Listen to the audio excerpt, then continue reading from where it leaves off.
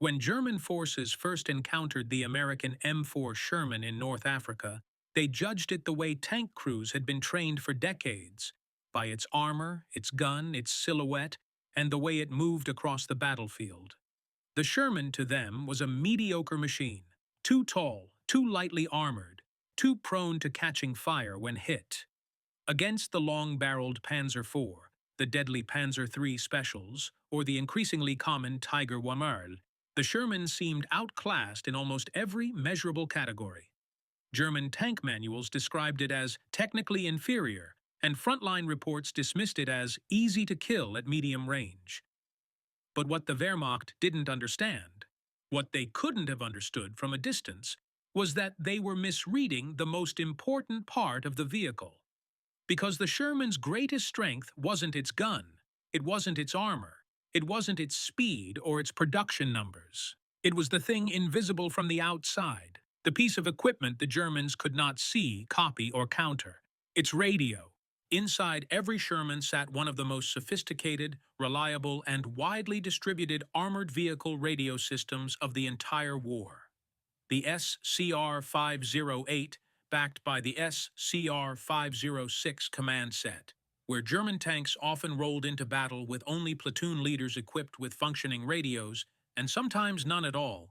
The American system ensured every tank commander could talk to every other tank commander, every platoon leader, every company leader, and often aircraft overhead.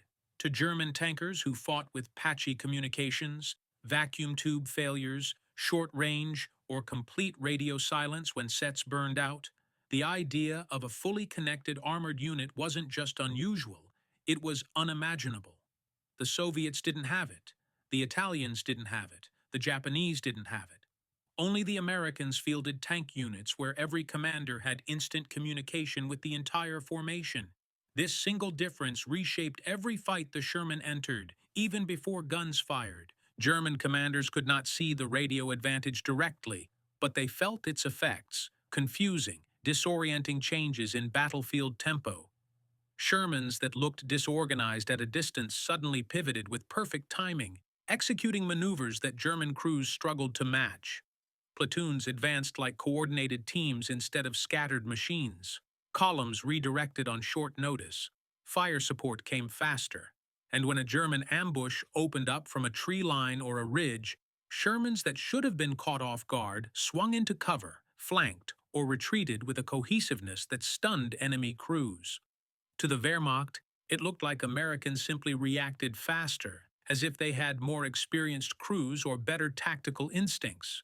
In reality, what German tankers were experiencing was a revolution in armored warfare, something they didn't realize the U.S. had mastered: real-time, formation-level communication. It allowed American tank units to function like a single organism, responding instantly to threats that would have paralyzed German units relying on runners, hand signals, or unreliable short-range sets. This advantage became even more pronounced as the battlefield shifted from wide desert spaces to the hedgerows of Normandy, where visibility collapsed and ambushes waited behind every bank. German defenders believed the close terrain favored them entirely, but Shermans, able to coordinate movements and fire through radio calls, adapted with speed the Germans couldn't anticipate. Ambush reports could be broadcast instantly. Hidden anti-tank guns could be marked and relayed to other vehicles. Infantry, engineers, and artillery could be pulled into the fight in seconds.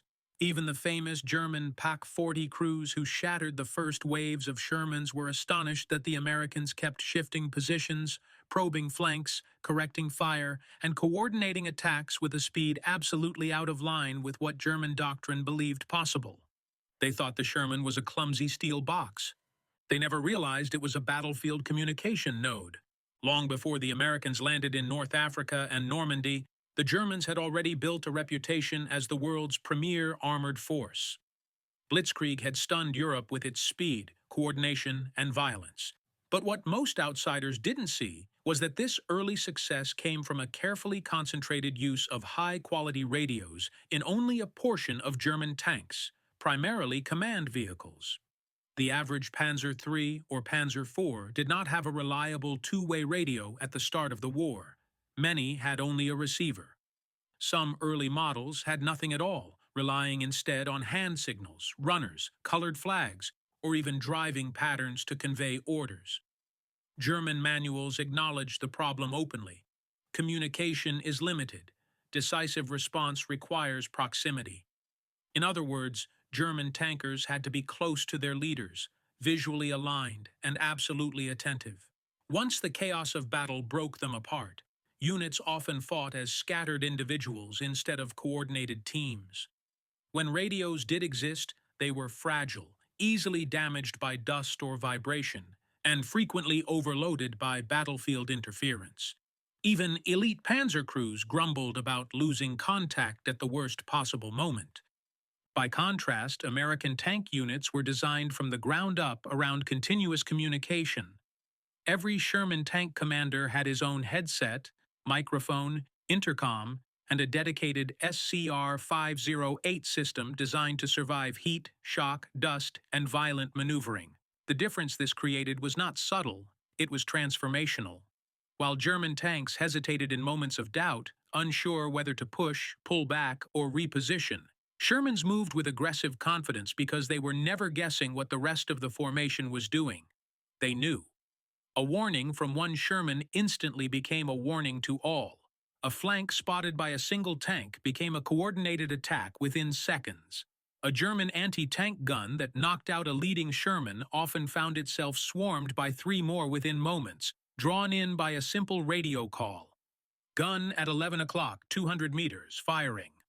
The Wehrmacht, lacking equivalent systems, often found itself reacting too slowly, unable to match the Americans' fluidity.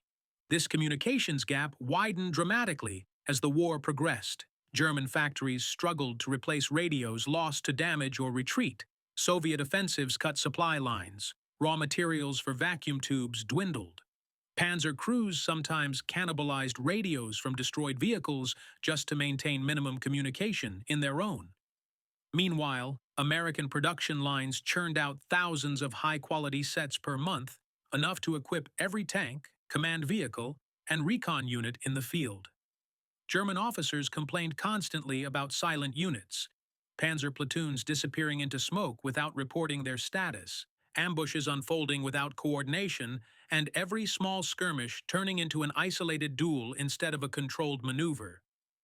Even when German crews performed brilliantly as individuals, they were often defeated by a simple truth. They fought alone. The Shermans fought together. This blind spot became lethal when German and American armored forces collided at night or in limited visibility. German tactics emphasized rigid planning and pre-scripted movements, but the Americans could improvise in real time. They could alter routes, reroute reserves, call for fire, sync with infantry, or even redirect air support, all from inside their tanks.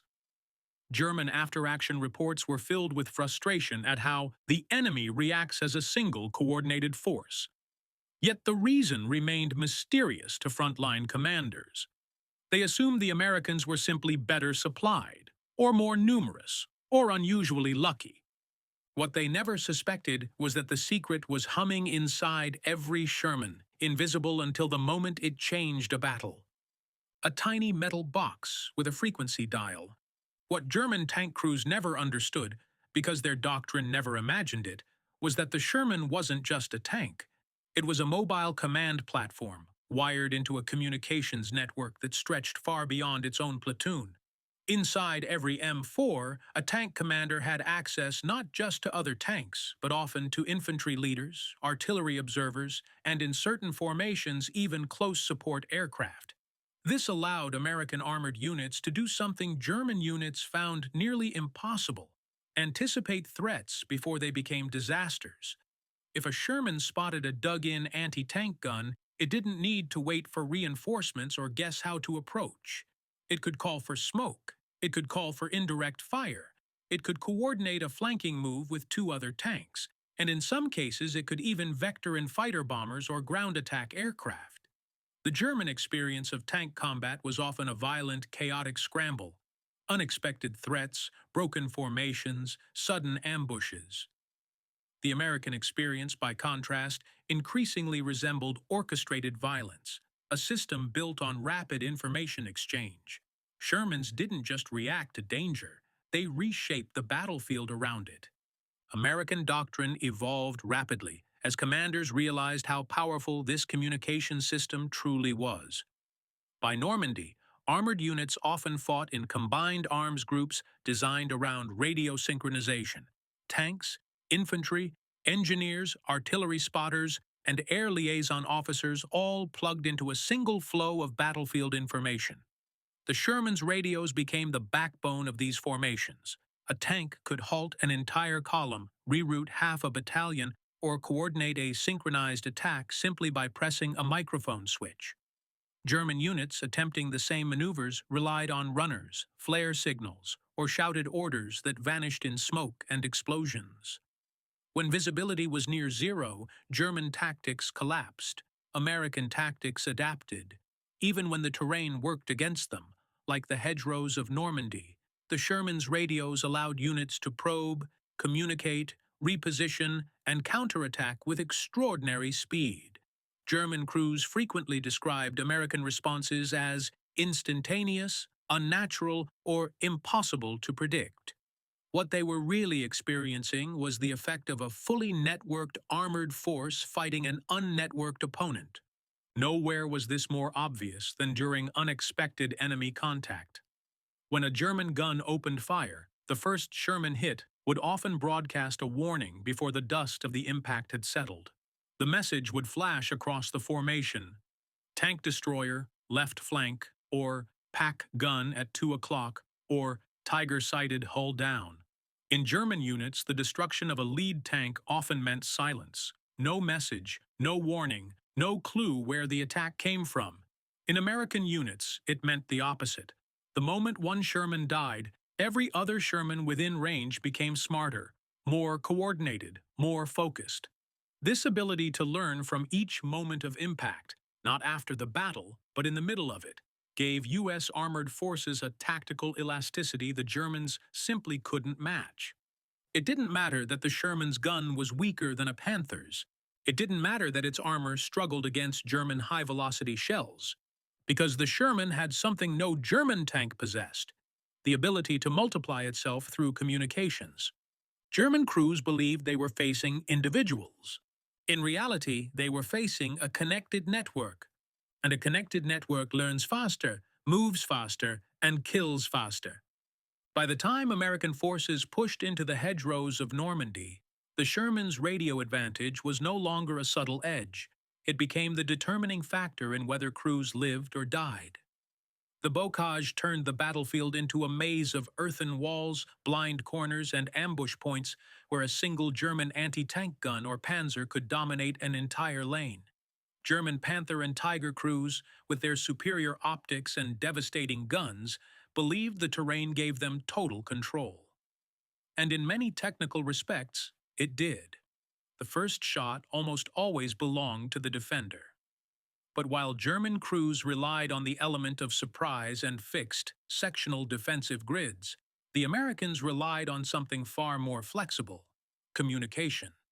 The Sherman's radios allowed tank platoons to probe simultaneously along several routes, gain information from multiple angles, and instantly relay ambush locations to other units.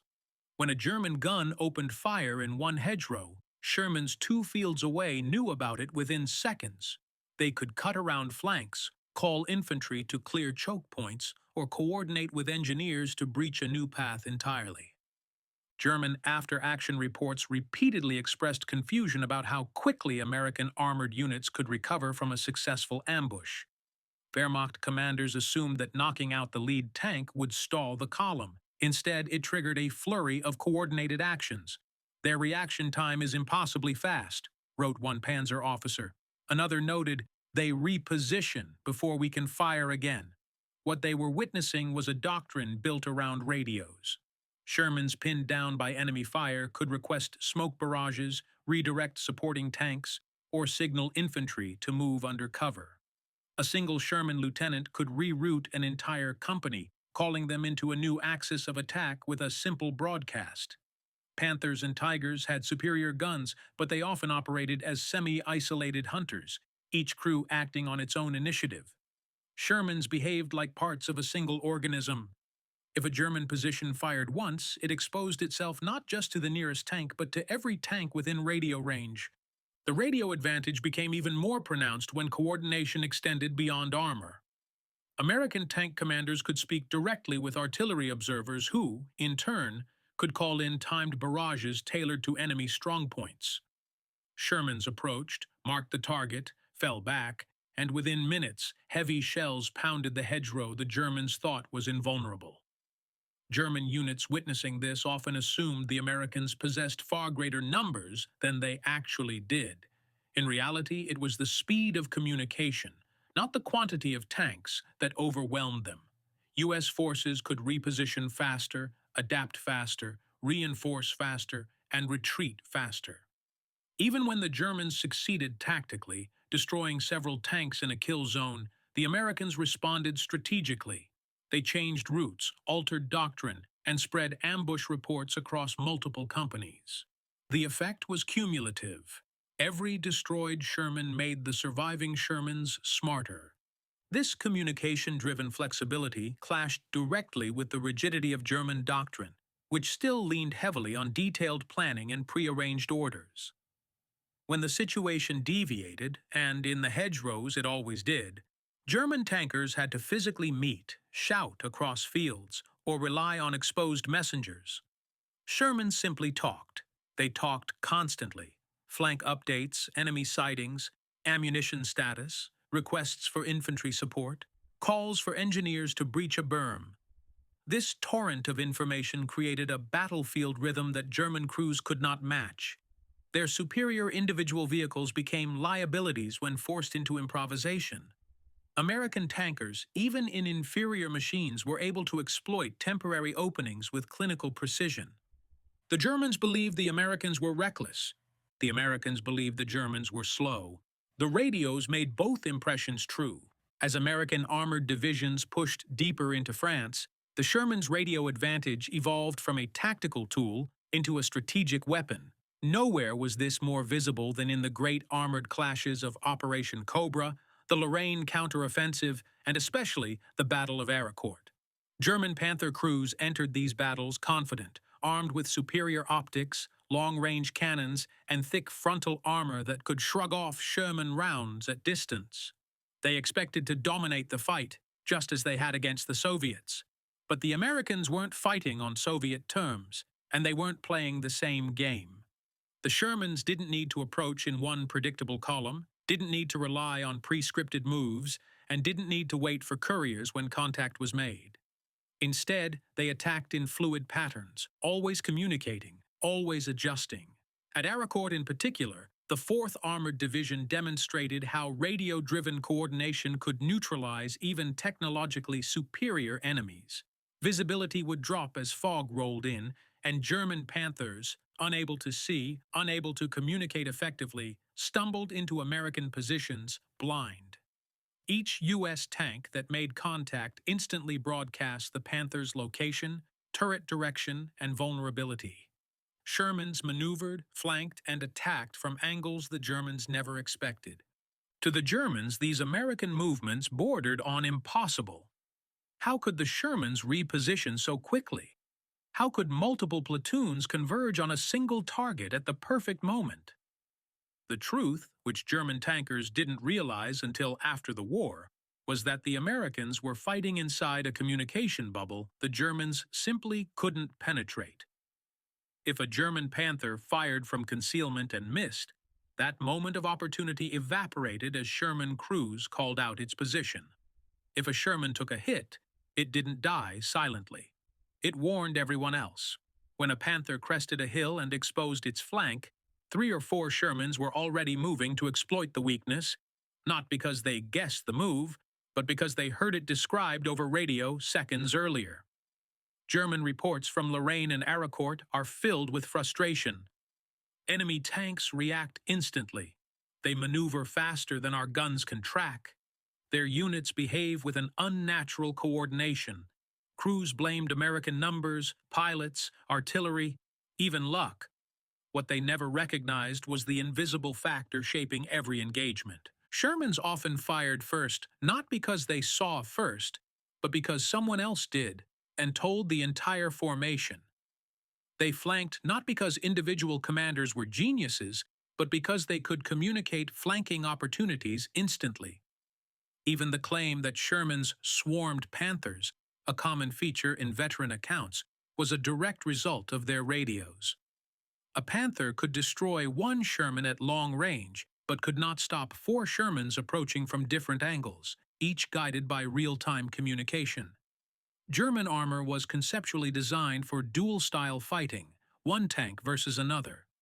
American armor was designed for team fighting, where every tank was part of a larger, continuously updated picture of the battlefield. At Aracord, the results were devastating for the Germans. American tank units, though technically outmatched in every measurable category except radio capability, destroyed over 80 German tanks with minimal losses. Many German crews never even knew what hit them. They simply found themselves outmaneuvered, outflanked, and overwhelmed before they could react. One German officer wrote bitterly, "Our tanks are lions, but their tanks are a pack of wolves." He was right, but the wolves weren't stronger. They just talked to each other. When the war finally ended and surviving German tank crews were interrogated, many repeated the same bewildered observations.